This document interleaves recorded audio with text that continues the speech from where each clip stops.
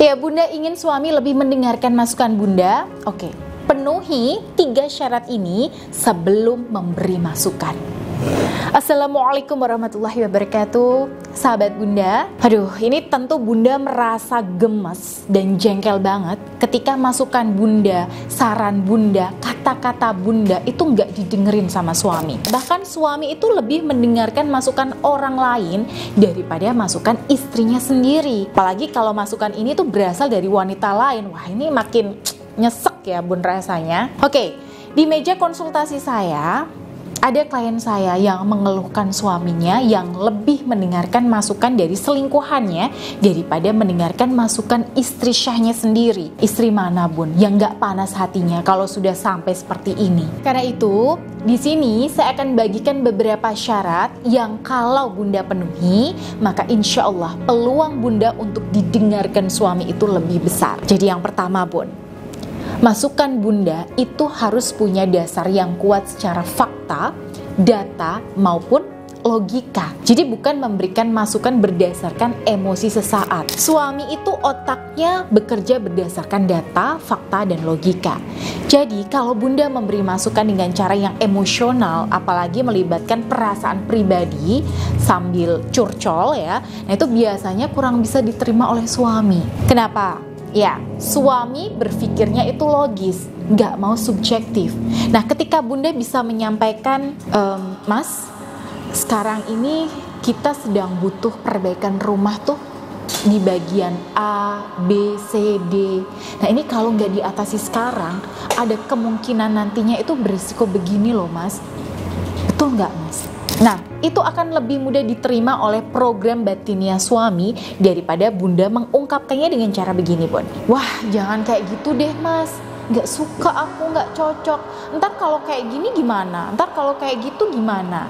Belum lagi nih, kalau ada orang yang ngomongin jelek gimana? Jadi, ketika ngomong sama suami yang otaknya berbasis data, itu kita perlu ngomong dengan berbasis data juga, Bun. Tips yang kedua, ketika Bunda menyampaikan masukan ke suami, maka sampaikanlah dalam rangka berdiskusi dan mencari jalan tengah yang terbaik. Ya, bukan dalam rangka menasehati ya Bun. Nah, artinya apa? Ketika kita mengajak diskusi, kita posisinya setara Bun, seperti teman.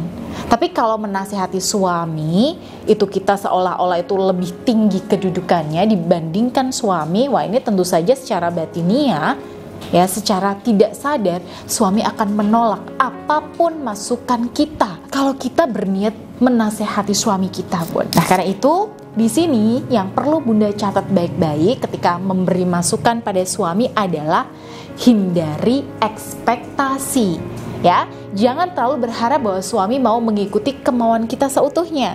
Ekspektasi ini loh Bun, ya, yang sering bikin kita itu kecewa dan sakit hati. Nah, karena itu resepnya Bun, ketika ingin memberi masukan ke suami, maka niatkanlah hanya sekedar memberi masukan.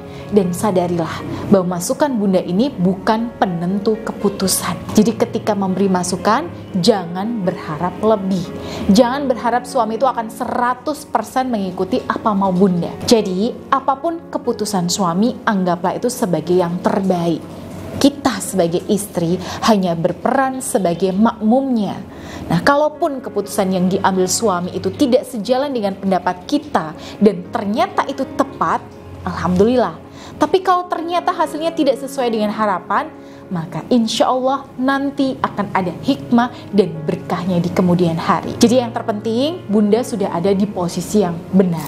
Nah, yang terakhir, ketika suami tidak memutuskan sesuai dengan keinginan kita, tanamkan dalam hati bahwa saat ini mungkin suami belum mau mendengarkan ucapan kita, tapi bulan depan atau minggu depan bisa jadi dia butuh masukan kita, dan itu pasti terjadi. Ya, jadi jangan terlalu kecewa berlebihan, jangan baper apalagi emosi. Justru ketika kita bisa menahan diri Bun, untuk tidak terlalu mengatur, mendikte, mengoreksi atau menyuruh-nyuruh suami kita, maka insya Allah suami akan merasa nyaman untuk curhat sama kita. Dan nantinya akan terbuka kesempatan bahwa masukan kita itu lebih didengarkan suami.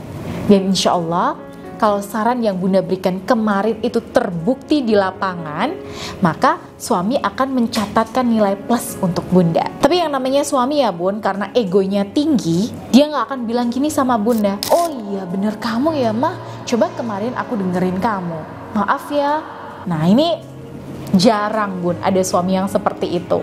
Kenapa? Karena laki-laki itu gengsi kalau sampai mengaku salah di depan istri. Ya paling-paling nanti reaksinya dia tunjukkan lewat perubahan sikap. Ya dia jadi lebih memperhitungkan masukan bunda. Dia jadi lebih terbuka dengan nasihat. Dan dia lebih mendengarkan kata-kata bunda.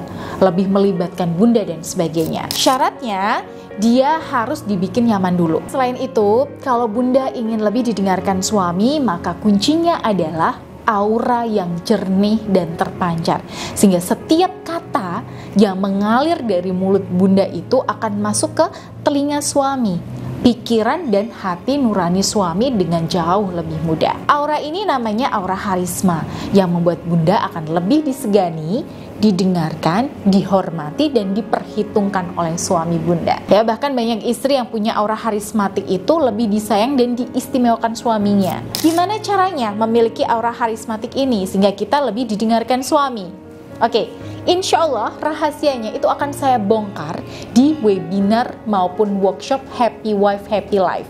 Nah, untuk webinarnya sekarang sudah batch 3 ya, dan akan kita adakan besok Sabtu tanggal 7 Oktober 2023. Jadi di webinar ini kita akan bongkar bun, pintu mana saja yang bisa kita pakai untuk mengambil hati suami kita. Dan kita juga akan belajar teknik buka aura untuk menjadikan diri kita sebagai seorang wanita, seorang istri yang punya aura kebahagiaan dan harisma yang kuat, sehingga lebih didengarkan suami kita. Baik, untuk pendaftaran silahkan bunda bisa komunikasikan sama Mbak Dinda nanti di nomor yang tertera di sini ya bunda. Baik, silahkan bunda juga boleh ajak teman-teman bunda untuk mendaftar karena ada giveaway ya, parfum Anira spesial untuk sahabat bunda dengan syarat dan ketentuan berlaku. Ya, semoga penjelasan kali ini bermanfaat ya. Baik, akhirul kalam. Wassalamualaikum warahmatullahi wabarakatuh.